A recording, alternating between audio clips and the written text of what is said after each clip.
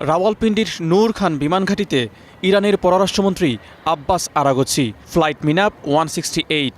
মার্কিন হামলায় স্কুল শিশুদের রক্তভেজা স্মৃতি নিয়ে আবারও ইসলামাবাদে ইরানি প্রতিনিধি দল।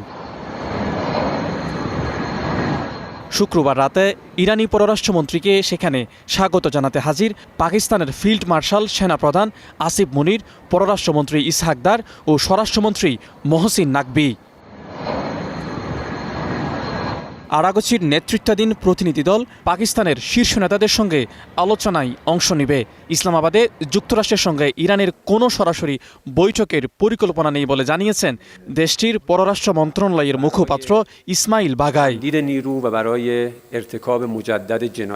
সামাজিক মাধ্যমে দিয়ে এক বার্তায় তিনি বলেন, ইসলামাবাদে ইরানের অবস্থান ও পর্যবেক্ষণ পাকিস্তানের কাছে তুলে ধরা হবে। এদিকে মার্কিন প্রতিনিধিরাও ইসলামাবাদের পথে রয়েছেন। আলোচনায় অংশ নিতে মার্কিন প্রেসিডেন্ট ডোনাল্ড ট্রাম্প তার বিশেষ দূত স্টিভ উইটকফ ও জামাতা জেরেড কুশনারকে পাকিস্তানে পাঠাচ্ছেন।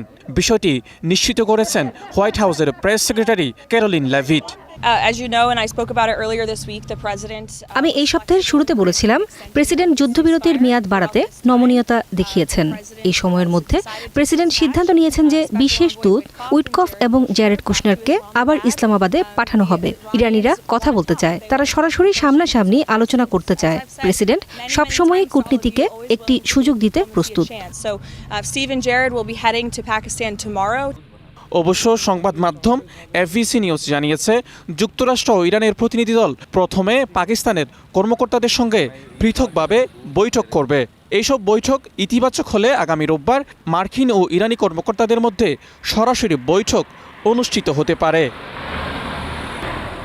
মাজিদ শাহরিয়ার, স্টার নিউজ।